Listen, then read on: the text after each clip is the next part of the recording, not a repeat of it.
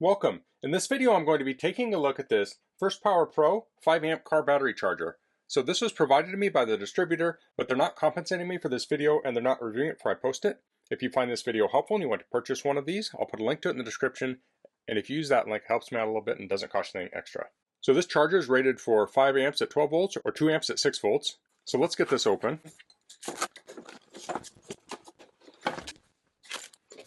So here we have the charger and the accessories. And we have a user manual. Let's take a quick look at it. So I'm not going to cover everything. You'll want to read through it on your own. So we have different notes here.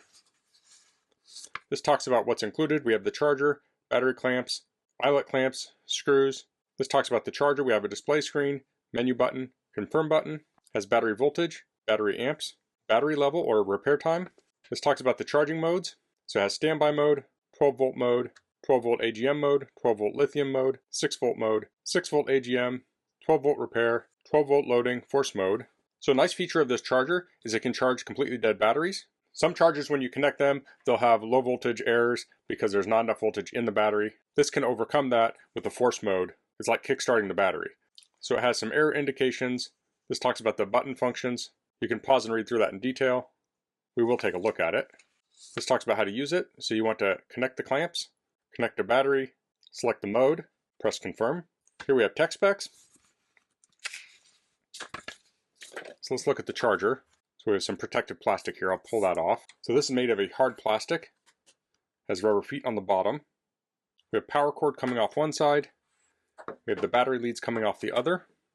It does have some ports here for screwing it to a surface, and it does come with screws.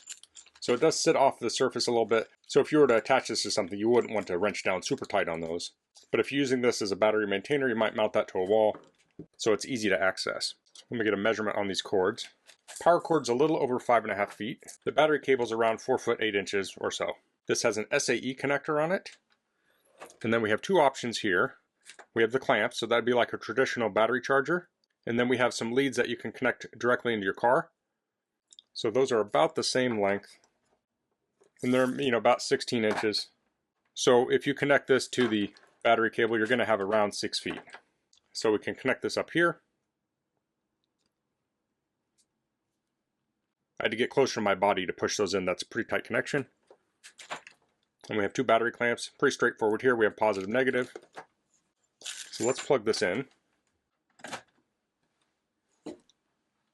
And here we have the display. I'll turn my light off. It's a little bright. There we go. That's pretty easy to read. So if we hit mode, we can look and see the different modes it has. So it's currently set to 12 volt lithium. Press it again. We have 6 volt AGM, 6 volt, 12 volt, 12 volt AGM. So to go into repair mode, we'll press and hold the mode button, and that will take us into the repair mode. And that's over to the side here, and that's in red. So you connect this up to a battery, press OK, it will start charging. So I just wanted to do an up close look at this on my bench here. Now let's take this out to my car and get it charging. Okay, so I'm out here at my battery. I was going to do this in my car, but it's very windy outside.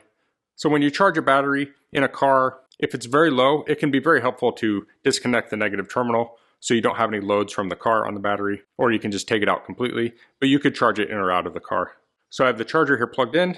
I have the clamps here. Now you want to connect positive to positive, negative to negative, and you do want to confirm it on your terminals. Your cables in your car might be the wrong color, so you don't want to go off that. You want to actually look, this has a little plus here and a minus here. It's probably hard to see in the video. So I'll connect that up. And then when we hit the mode, we're at 12 volt mode. Now I can hold this down and I can go to repair and hit OK. And you can see our voltage here is at 4.6. So this is very low. And I've had other chargers that will not charge at this voltage. So I'll hit OK, and now it's charging. I'll come back and check with this later, and we'll see how it's doing. Okay, so it's the next day. This battery's all charged up, and we're at 12.6 volts. So this battery is probably due to be replaced shortly, but I could throw it back in the vehicle and move the vehicle around. I don't know that I'd go on a long trip with it, but it's nice to be able to charge it up. Okay, so here I have a lithium iron phosphate battery. I'm not sure the charge on it, but I plugged a freezer into it for a couple days, and it was down to, I think, 11.9 volts. We'll see on here in a minute. So I can press the mode here until we go to lithium mode, which is here. So now I'll connect these up, positive to positive, negative to negative.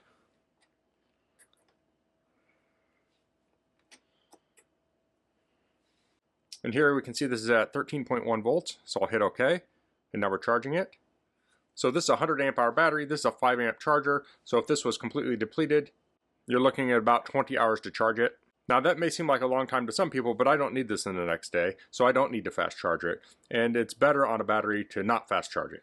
So this is going to be very ideal. I'll just leave this sitting here, let it charge up until it's done. Okay, so it's actually a few days later that I'm getting back to this, and it's all charged up now. So since it's not charging anymore, it just reads the voltage, so we say we're at 14.0 volts. And we can take this off, and now the battery's good to go.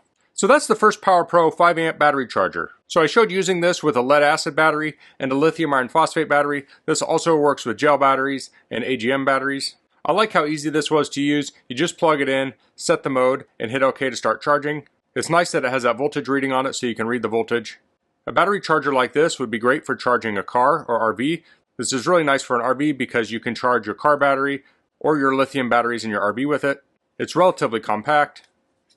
And it also came with clamps or the adapter to screw it right on your battery so you can just leave it on your battery. So you could put those on your RV battery and then you just plug it in here to charge it up before you go on a trip. So that's all I'm going to cover in this video. If you have any questions, please leave them in the comments. If you like this video, please click like. If you haven't subscribed to my channel, I'd appreciate if you could do that. And thanks for watching. Until next time, goodbye.